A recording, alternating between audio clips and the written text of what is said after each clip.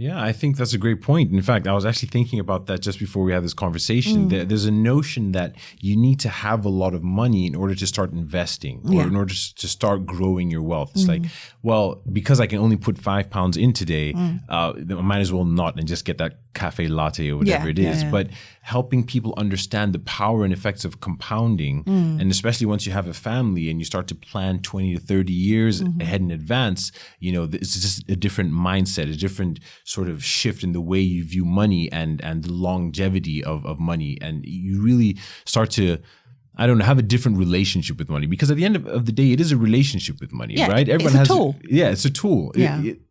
That's a mentality shift that I even had to have, because there was a point in my life when I really thought money was the goal, right? I want to be rich enough to be able to get certain things. But now that I've, you know, had a bit of a change in mindset, it's the tool that will allow me to get freedom, to be able to spend my time the way I want to, or to give my kids a certain level of privilege or that I would like them to grow up with, so that they are not confined to this everyday I need to survive kind of mentality. Because then you go from a world where you're constricted to a world where you look at possibilities, right? And, you know, it's a very different mindset. There was something that I remember I read in a book called Rich Dad, Poor Dad or something like that, whereby... I bought that for my son. Yeah, I bought it for my brother just the other week, honestly. And it's a great book. And it was primarily around, you know, the average person or a poor person would say, oh man, I can't afford that thing, so I can't get it. Yeah. But someone that thinks in a different way would say, I can't afford that, but how can I afford that?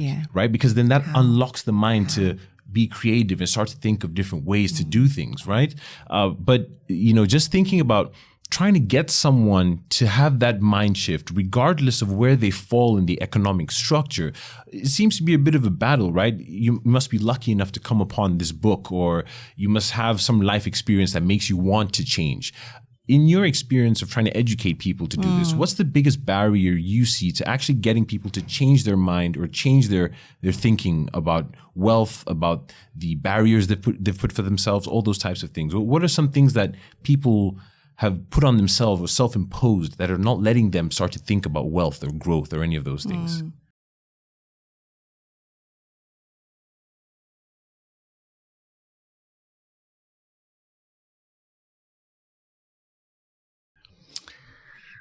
Self-belief. If you've been brought up to think that you're nothing and you never will amount to very much, then you're not going to think big. And I think that, and particularly in Britain, where you have I still think, a rigid class structure of, you know, the working class, or, you know, and those who are not even there, and, you know, the so-called middle class, and the upper, then the one at the top. So I think there's quite a structure. You're supposed to know your place. So I think it is about self-belief and knowing who you are. And I think once you start to tap into that, that will transform a lot. It's not just about wealth. It's around so many other different things. Your relationship to yourself, your relationship to people around you, your relationship to the world. There's nothing more, I think, for me, in terms of education, more distressing than seeing in the eyes of a child or a young person someone who doesn't believe they can do. There's no point. They can't do it. Whatever it is, whether it's a math problem, chemistry problem, I can get a job or whatever. And it's that, for young people growing up nowadays, it's not easy. I think there's a lot of pressure to achieve and to do, but the financial context of where we're living right now, for instance, when I first bought my first flat, I bought it for under 20 grand. That shows you how old I am as well. And now for a young person to buy something similar, you're talking about more like 200,000. Even that's on the conservative side. And salaries have not gone tenfold. So, as they say, for a first-time buyer, is the average, was it 35 or something like that? I mean, therefore, what do you do between 18 and 35? You're living at home, all those pressures, you want to have some freedom, you want to have a boyfriend, girl, whatever, you're independent, like how are you going to do that, where are you going to do that, how is it going to happen? So, I think it is about stepping back and thinking differently. So accessing information like Rich Dad, Poor Dad, challenging a lot of the myths. I mean, for me, it's still, as I'm listening to you speak about all this, I'm thinking, oh gosh, I've still got to do that for myself. So, I don't want to say for things for other people that I don't think. It's been a hard and long journey. But I think it is absolutely necessary. Otherwise, we're never going to get anywhere. If someone doesn't dream that something else is possible and are driven to get it, we're not going to move. For instance, if I talk back about my ancestors, if someone didn't say, why should I be a slave? Why should I be on this plantation? Who is the master? How can he or she be better than me? Where would I be?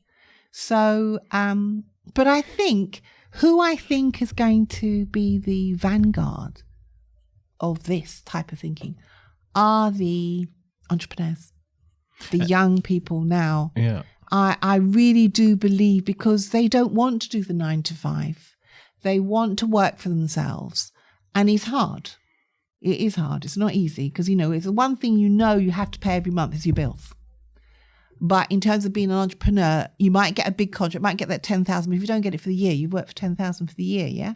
So, but your outgoings are, about 30. Yeah. So, simple budgeting will show you that. So, but what I think entrepreneur teaches you is resilience and determination. And you have to believe in yourself and your product. And that kind of drive is the risk taking and the wealth making people. But I think what is lacking is you can't just do it on your own.